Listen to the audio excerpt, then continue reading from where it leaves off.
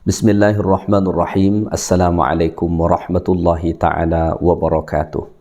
Alhamdulillah wassalatu wassalamu ala rasulillah wa ala alihi wa sahbihi wa man tabi'ahu wa nasarahu wa man walah wa la hawla wa la quwwata illa billah. Allahumma faqihna fid din wa 'allimna at-ta'wil. Rabbana zidna ilma warzuqna fahma bi rahmatika ya arhamar rahimin.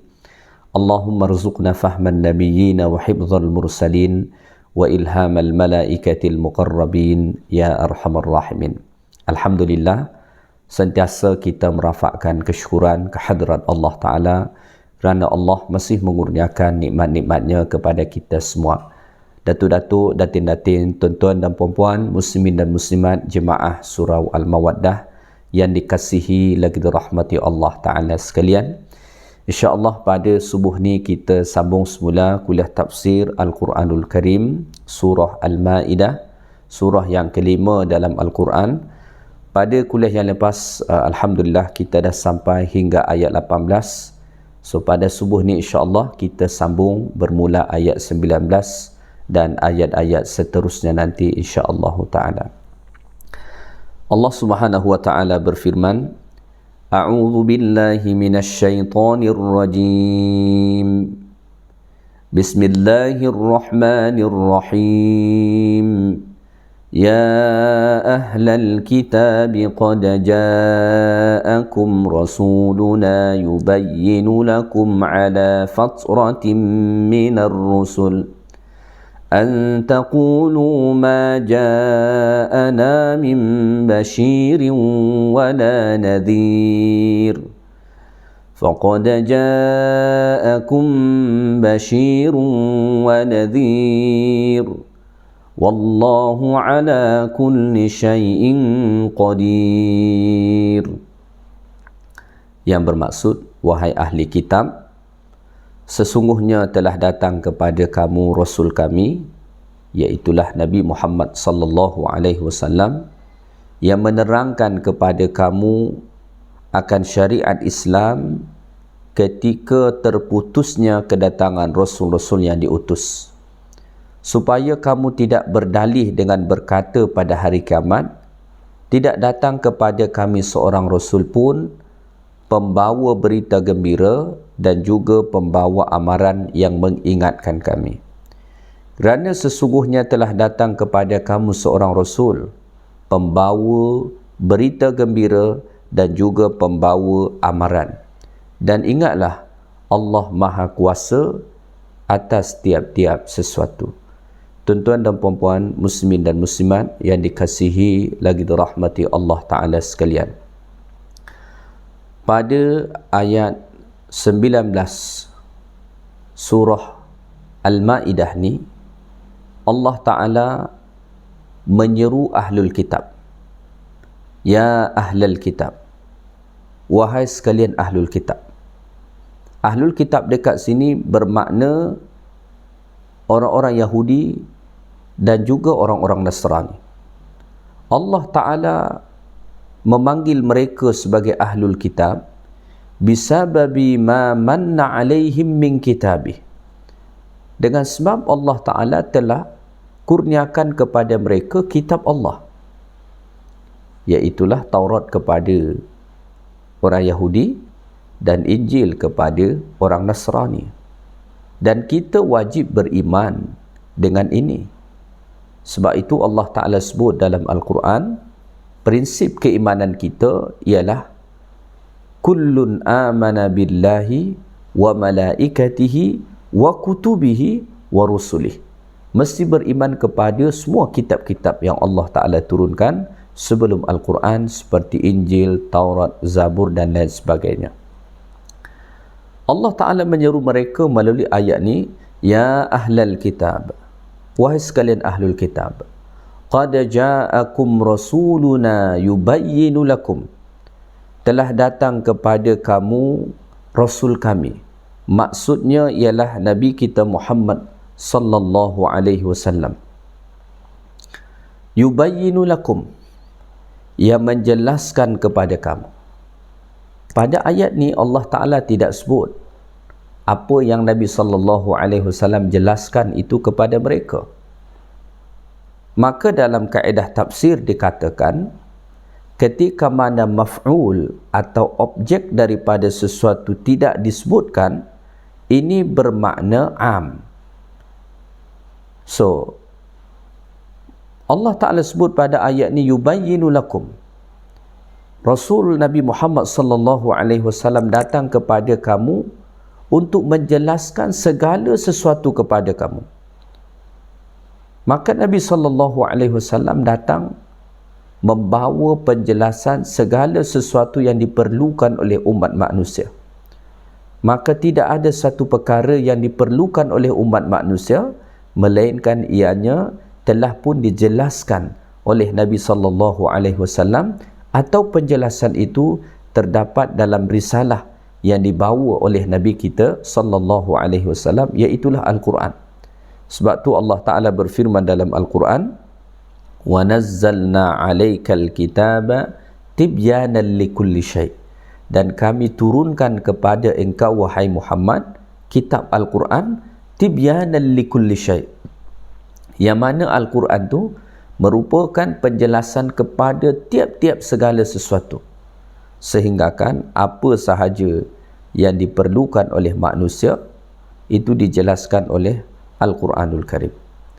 So, melalui ayat ini Allah Ta'ala perintahkan orang-orang Ahlul Kitab, kalangan Yahudi dan Nasrani, supaya mereka beriman kepada Rasulullah sallallahu alaihi wasallam yang Allah Ta'ala utus menjelaskan segala sesuatu yang mereka perlukan. Kemudian Allah Ta'ala sebut pada ayat ni, qad ja'akum rasuluna yubayyinu lakum ala fatratin minar rusul. Nabi Muhammad sallallahu alaihi wasallam diutus Allah Ta'ala ala fatratin minar rusul, ketika mana terputusnya kedatangan rasul-rasul yang diutus Allah. Maksudnya Nabi Muhammad sallallahu alaihi wasallam diutus Allah Ta'ala ketika mana memerlukan Nabi. Sebab sudah lama Nabi tak ada diutus Allah Ta'ala. Selepas Nabi Isa alaihi salatu wassalam sebagai Nabi terakhir daripada Nabi-Nabi Bani Israel, tidak ada seorang Nabi pun yang diutus Allah Ta'ala. Sebab itulah disebut dalam riwayat Bukhari, Nabi SAW sebut, tidak ada di antara aku dan Isa bin Maryam seorang Nabi pun. Hadis Nabi SAW itu menolak pandangan-pandangan yang mengatakan bahawa ada Nabi di antara Nabi Isa dengan Nabi Muhammad sallallahu alaihi wasallam. Sebab Nabi sebut dalam hadis Bukhari bahawa tidak ada seorang Nabi pun antara Nabi Isa dengan Nabi kita Muhammad sallallahu alaihi wasallam. Maka Nabi sallallahu alaihi wasallam diutus Allah Ta'ala ketika mana sudah lama zaman fatrah, zaman tak ada seorang Rasul pun diutus Allah Ta'ala, sehingga kan pada ketika itu keperluan terhadap Rasul itu sangat mendesak. Kenapa? Kerana keadaan umat manusia pada ketika itu amat sangat teruk. Al-Imam Ibn Kathir rahimahullah ta'ala mengatakan, pada ketika itu telah terjadi perubahan agama. Agama yang dulunya lurus, oleh kerana lama tak ada Rasul, akhirnya telah berlaku perubahan agama. Wa kathratu ibadatil awsan wan niran, dan pada ketika itu banyak yang menyembah berhala, menyembah api dan lain sebagainya. Oleh kerana itu, keperluan kepada seorang Nabi saat itu amat diperlukan. Fa innal fasada kana qad amma jami'ul bilad.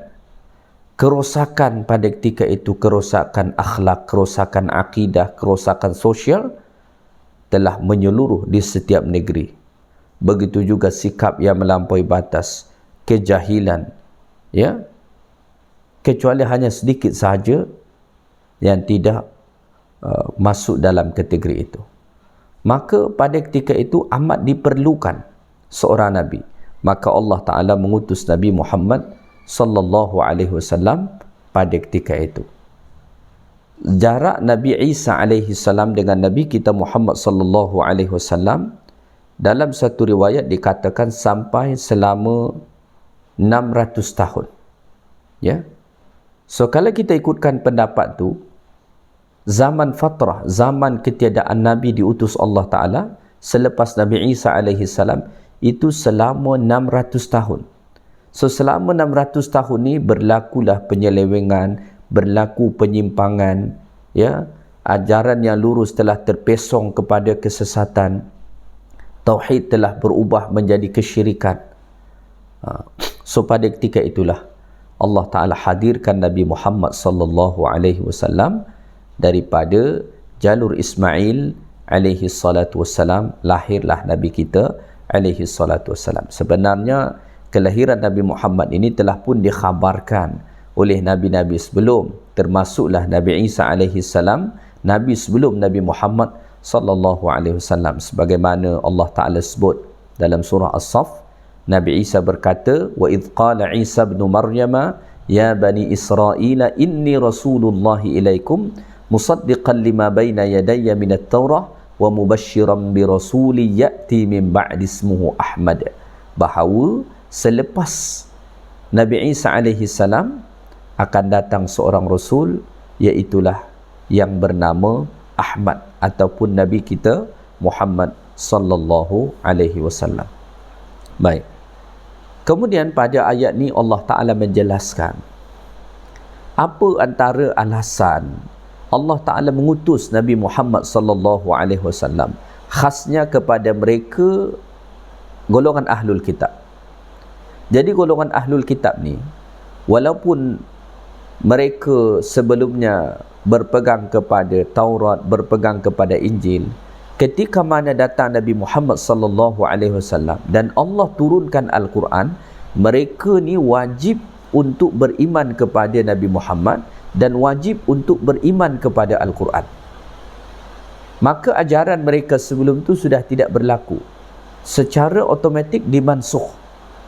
Maka Nabi kita alaihi salatu wassalam Allah Ta'ala utus bukan sahaja kepada orang yang belum mempunyai agama, tetapi juga termasuk kepada mereka yang telah pun menerima kitab sebelum, seperti golongan ahlul kitab daripada kalangan Yahudi dan Nasrani. Pada ayat ni Allah Ta'ala menjelaskan, an taqulu ma ja'ana min basyirin wala nadhir, supaya kamu tidak berdalih nanti pada hari kiamat dengan berkata, tidak datang kepada kami seorang rasul pembawa berita gembira dan juga pembawa amaran. Dekat sini Allah Ta'ala menjelaskan antara alasan kenapa Allah Ta'ala mengutus Nabi Muhammad sallallahu alaihi wasallam kepada mereka, supaya nanti di akhirat mereka tak ada alasan. Alasan apa? Alasan mereka mengatakan bahawa tidak ada datang kepada kami Rasul yang membawa khabar berita gembira ataupun yang membawa amaran. Maka Allah Ta'ala datangkan Rasul Nabi Muhammad sallallahu alaihi wasallam yang datang membawa berita gembira dan juga berita amaran, supaya di akhirat nanti terutama mereka tak ada alasan ketika mana hendak diazab Allah Ta'ala, mereka tak ada alasan bahawa tidak ada Rasul yang datang kepada mereka. Sebab sebelum ahli neraka dimasukkan ke dalam api neraka, salah satu soalan yang ditanyakan kepada mereka pada ketika itu, sebagaimana Allah Ta'ala sebut dalam surah Al-Mulk, ialah mereka akan ditanya, adakah telah datang kepada kamu Rasul? Itu ditanya nanti. Semasa kamu hidup dekat dunia, ada tak Rasul datang kepada kamu? Maka mereka menjawab, qalu bala qad ja'ana nadhirun fakadzdzabana wa qulna ma nazzalallahu min syai' in antum illa fi dhalalin kabir. Maka mereka mengatakan pada ketika itu, betul, ada Rasul datang kepada kami, tetapi kami mendustakannya dan kami mengatakan Allah tidak ada menurunkan sesuatu apapun kepada kamu. Bahkan kami dahulu menuduh Rasul itu bahawa dia berada dalam kesesatan yang amat besar. Ya, maka Allah Ta'ala utus Nabi Muhammad sallallahu alaihi wasallam kepada umat manusia, khasnya kepada mereka golongan ahlul kitab, supaya nanti di akhirat mereka tak ada alasan kepada Allah mengatakan tidak ada Rasul datang kepada kami, sebab Allah telah utus Rasulullah sallallahu alaihi wasallam kepada kita dan mereka, yang mana Nabi datang membawa khabar, berita gembira dan berita amaran. Daripada sini kita perlu ambil satu pengajaran bahawa Allah menyatakan Nabi Muhammad itu datang membawa berita gembira dan berita amaran. Maka hendaknya agama ini disampaikan dengan keseimbangan dua perkara, berita gembira dan berita amaran. Ketika mana kita menyampaikan agama, kedua-dua ini mestilah seimbang. Ya, satu sisi kita kena sampaikan berita gembira daripada Allah, di sisi lain kita boleh menyampaikan berita-berita amaran. Jangan berita gembira semua dan jangan berita amaran semua. Ia kena seimbang. Itulah cara dakwah Nabi sallallahu alaihi wasallam. Sebab itu ada hadis Nabi menyebutkan, basyiru, sampaikan khabar gembira, wala tunaffiru, jangan kamu buat orang lari daripada agama ni. Ada setengah orang sebab dia keras sangat menyampaikan agama ni, semua seksa, semua azab, akhirnya orang lari daripada agama ni. Maka kita kena seimbangkan. Satu sisi kita sampaikan basyir, berita gembira daripada Allah seperti ampunan Allah, nikmat Allah, syurga Allah dan lain sebagainya. Namun di sisi lain kita juga perlu menyampaikan berita amaran tentang azab Allah, seksa Allah, hukuman Allah dan lain sebagainya. Kita kena seimbangkan.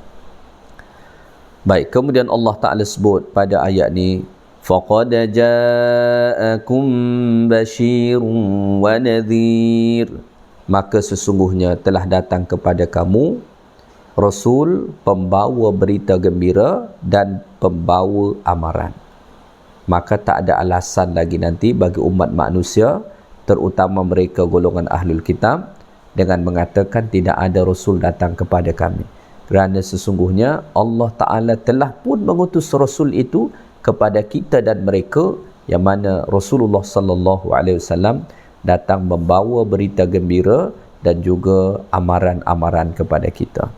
Innallaha ala kulli syai'in qadir.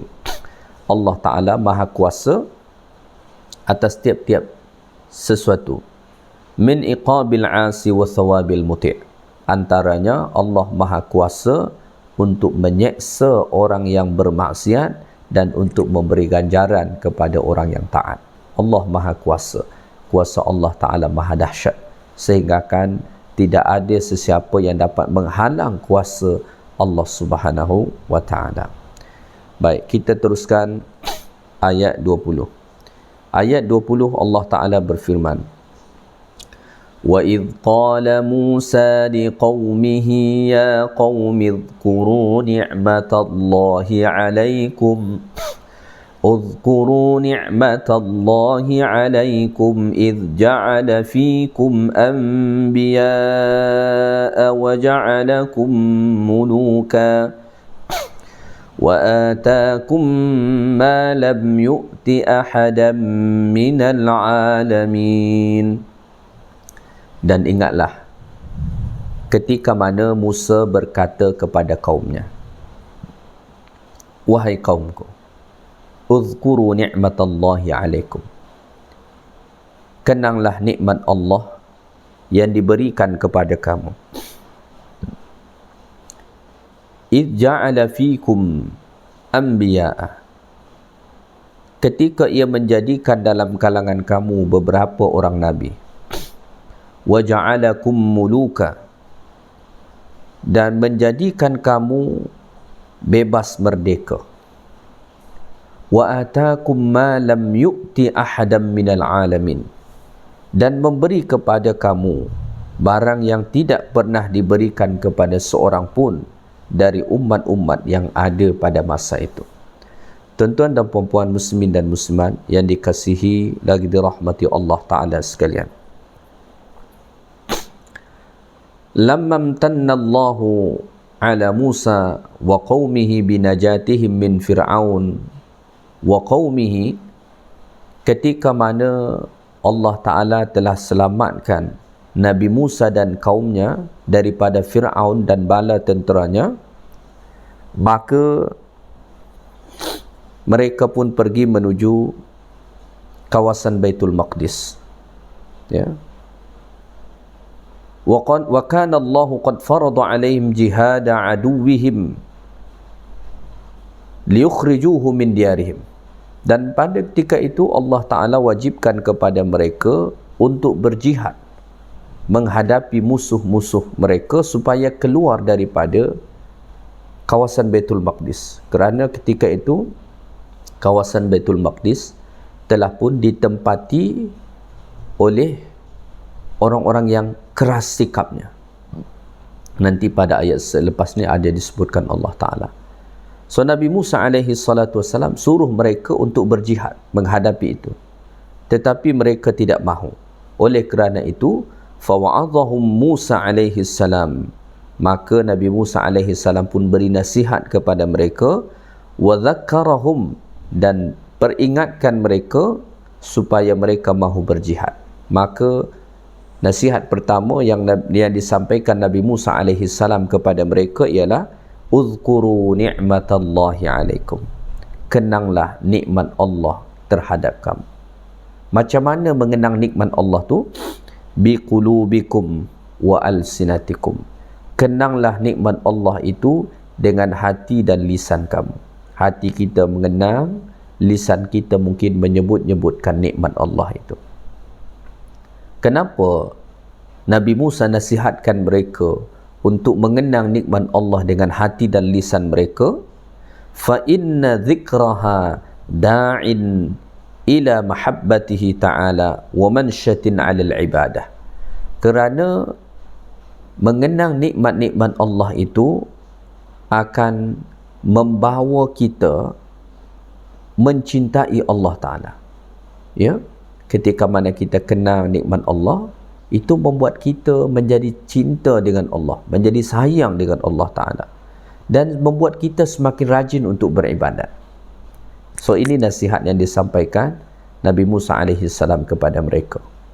Tentu nasihat ini walaupun pada asasnya ditujukan kepada mereka, orang-orang Bani Israel, umat Nabi Musa pada masa dahulu, tetapi kita juga patut untuk mengamalkan ini, untuk sentiasa kita mengenang nikmat-nikmat Allah Ta'ala kepada kita dengan hati maupun dengan lisan kita, supaya itu menumbuhkan rasa mahabbah, rasa cinta kepada Allah Ta'ala, dan mendorong kita untuk semakin rajin beribadat kepada Allah Ta'ala. Kemudian Allah Ta'ala sebut lagi, إِذْ جَعَلَ فِيكُمْ أَنْبِيَاءَ, ketika mana Allah Ta'ala menjadikan pada kamu nabi-nabi. Maka Allah Ta'ala begitu banyak mengutus nabi-nabinya daripada kalangan Bani Israel. Bahkan nabi paling banyak diutus Allah Ta'ala ialah kepada mereka orang-orang Bani Israel. Mulai daripada zaman Nabi Ya'qub alaihi salam, keturunan Nabi Ya'qub, sampailah kepada Nabi Isa alaihi salatu wassalam. Itu semua adalah nabi-nabi Bani Israel. Bahkan bermula daripada Ibrahim lagi. Ibrahim punya anak Ishaq, Ishaq punya anak Ya'qub, sampailah ke bawah hinggalah nanti kepada Nabi Isa alaihi salam. So ini satu nikmat yang Allah Ta'ala kurniakan kepada mereka. Allah utus begitu banyak nabi-nabi daripada kalangan mereka. Yada'unakum ilal huda, yang mana para nabi itu menyeru kamu kepada petunjuk. Wa yuhadzirunakum minar radi, dan memperingatkan kamu daripada kesesatan, ya. wa yahuthunakum ala sa'adatikum al-abadiyah, dan mendorong kamu untuk mendapatkan kebahagiaan yang kekal abadi. Wa yu'allimunakum ma lam takunu ta'lamun, dan nabi-nabi itu datang kepada kamu mengajarkan kamu tentang sesuatu perkara yang kamu tidak tahu sebelumnya. Kemudian wa ja'alakum muluka, Allah Ta'ala juga menjadikan kepada kamu mulukan. Mulukan dekat sini artinya ialah bebas, merdeka, ya.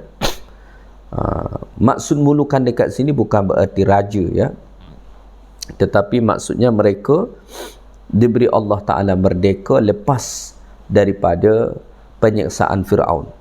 Bahkan ramai ulama tafsir mengatakan sesiapa yang mempunyai isteri, punya anak, dia ada rumah, dia dah dikatakan malik. Jadi bukan raja maksudnya dekat sini, tetapi mereka diberi Allah kebebasan, ya. Allah bagi mereka kebebasan, kemudian Allah bagi mereka rezeki.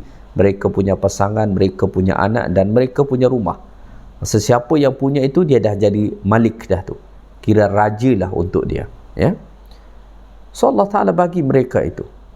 Wa atakum ma lam yu'ti ahadan minal alamin, bahkan Allah Ta'ala datangkan kepada mereka sesuatu yang tak pernah diberi Allah kepada sesiapa pun pada masa itu. Fa innahum fi dhalika zaman khairul khalq, khiyaratul khalq, maka pada ketika itu orang-orang Bani Israel inilah makhluk pilihan Allah Ta'ala. Wa akramahum 'ala Allah Ta'ala, dan Allah muliakan mereka. Wa qad an'ama 'alaihim bi ni'amin ma kanat li ghairihim, dan Allah Ta'ala kurniakan kepada mereka nikmat yang mana Allah tak pernah beri kepada sesiapa pun. Misalnya Allah Ta'ala buat lautan terbelah untuk mereka supaya mereka selamat. Allah turunkan manna dan salwa untuk makanan mereka. Allah Ta'ala buat keluar mata air daripada batu untuk mereka minum. Banyak sungguh nikmat yang Allah Ta'ala kurniakan kepada mereka. So, ini semua nikmat-nikmat ini diingatkan oleh Nabi Musa alaihi salam kepada mereka supaya mereka ni mahu taat kepada Allah Ta'ala dan mahu melakukan jihad ketika mana hendak memasuki kawasan Baitul Maqdis ataupun Palestin, ya. Baik, kita teruskan ayat 21. Allah Subhanahu wa Ta'ala berfirman, Ya qawmi dikhulul ardal muqaddasata allati kataballahu lakum wa la tartaddu ala adbarikum fatanqalibu khasirin. Nabi Musa berkata lagi kepada mereka, orang-orang Bani Israel, Ya qawmi, wahai kaumku, masuklah ke tanah suci. Tanah suci, al-ardal muqaddasah, tanah suci maksudnya ialah Palestin. Allati kataballahu lakum, yang telah diperintahkan oleh Allah untuk kamu memasukinya. Wala tartaddu ala adbarikum, dan janganlah kamu berbalik undur ke belakang. Fatanqalibu khasirin, maka kamu kelak akan menjadi orang-orang yang merugi di dunia dan di akhirat. Tuan-tuan dan puan-puan muslimin dan muslimat yang dikasihi lagi dirahmati Allah Ta'ala sekalian, pada ayat ni Allah Ta'ala menjelaskan bahawa Nabi Musa alaihi salatu wassalam berkata kepada orang-orang Bani Israel selepas tadi disampaikan nasihat supaya mereka mengenang nikmat-nikmat Allah. Antara nikmat Allah tu ialah Allah Ta'ala jadikan para nabi daripada kalangan mereka. Allah Ta'ala jadikan mereka bebas. Bahkan Allah mendatangkan pelbagai nikmat kepada mereka yang tak pernah Allah bagi kepada umat-umat manapun. Selepas disampaikan nasihat itu, yang sepatutnya membuat mereka taat kepada Allah, mahu berjuang untuk agama Allah, maka Nabi Musa katalah, Ya qaumi dikhulul ardal muqaddasah, wahai kaumku. Panggilan ya qaum ini bahagian daripada kelembutan. Jadi kita belajar daripada Nabi Musa alaihi salam, walaupun umat Nabi Musa ni, orang-orang Bani Israel ni kaum yang amat degil, suka membantah kepadanya dan sangat sukar untuk taat, tetapi Nabi Musa tetap memanggil mereka dengan panggilan yang penuh dengan kelembutan, iaitulah ya qaumi.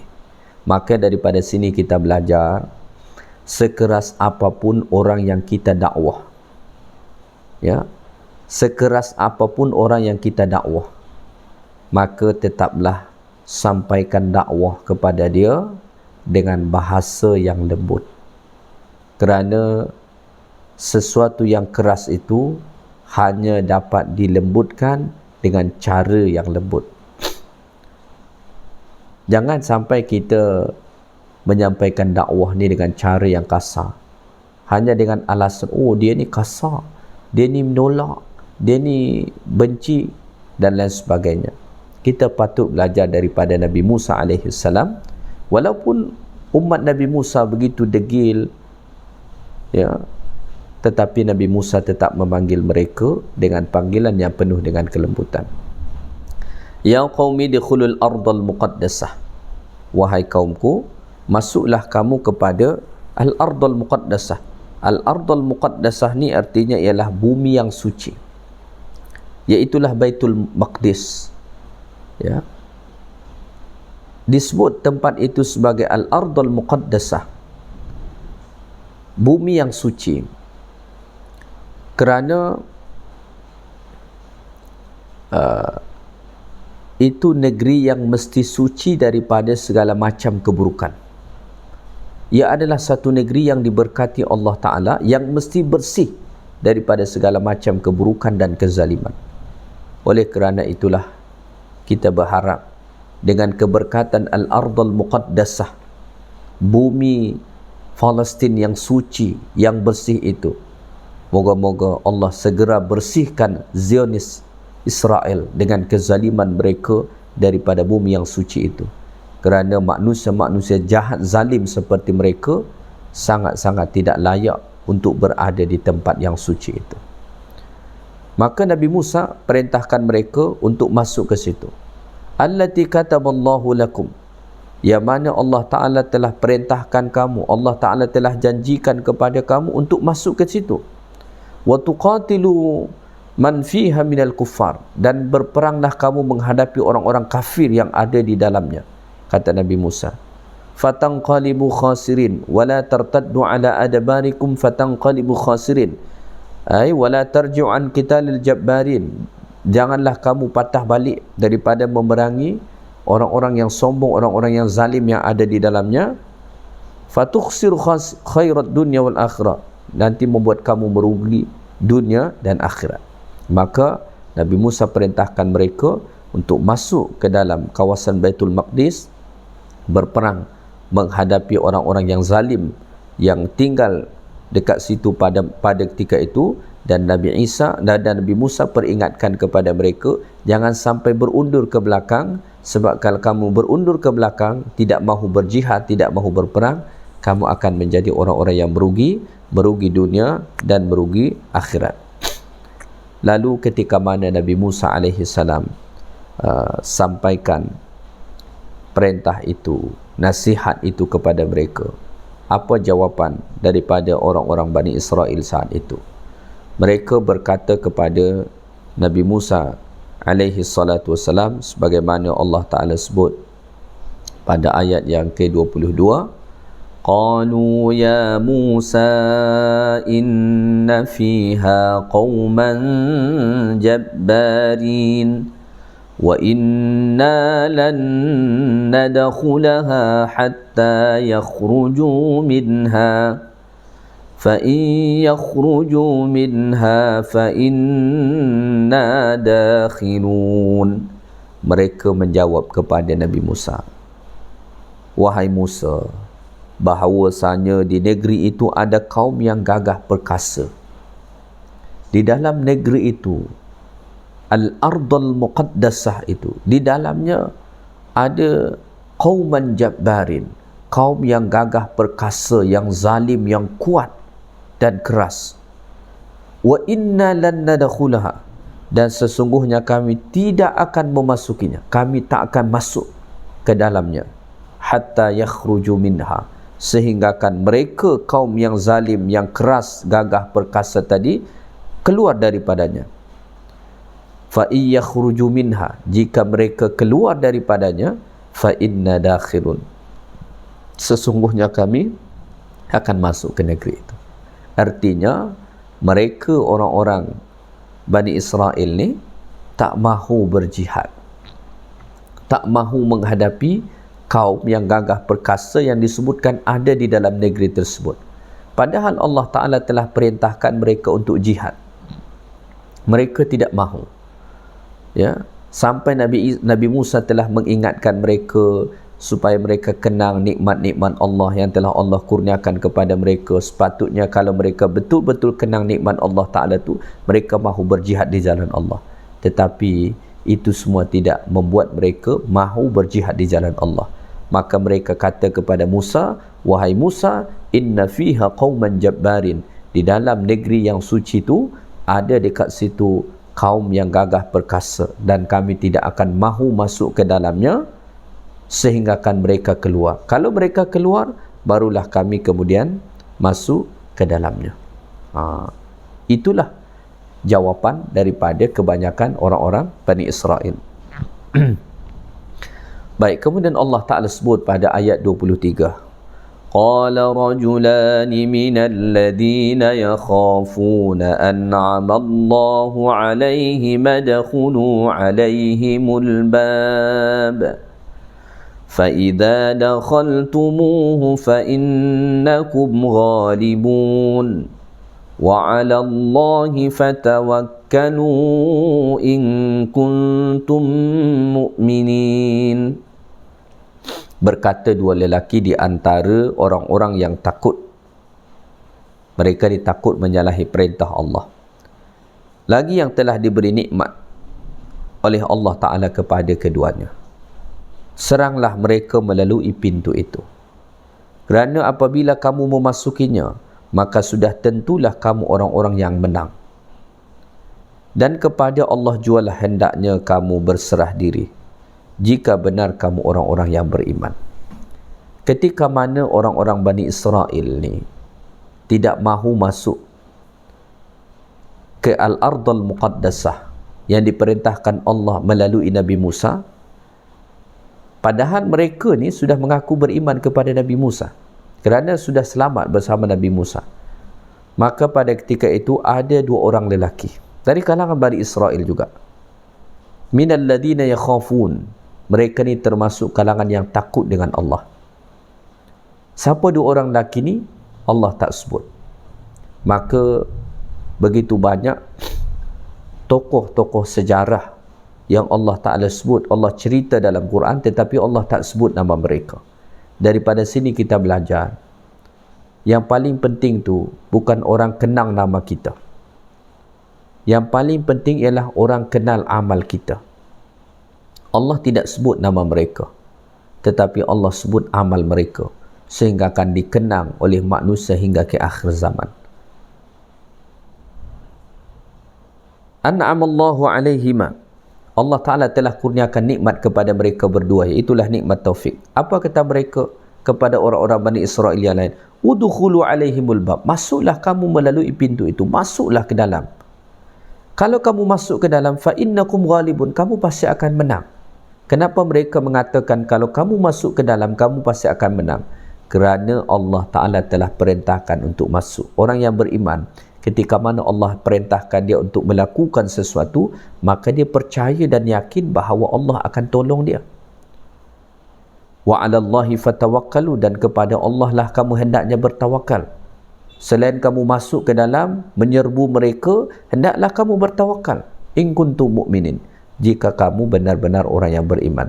Jadi salah satu bukti orang yang betul-betul beriman kepada Allah Ta'ala tu, selain ia melakukan usaha, dia juga bertawakal, berserah diri kepada Allah Subhanahu wa Ta'ala.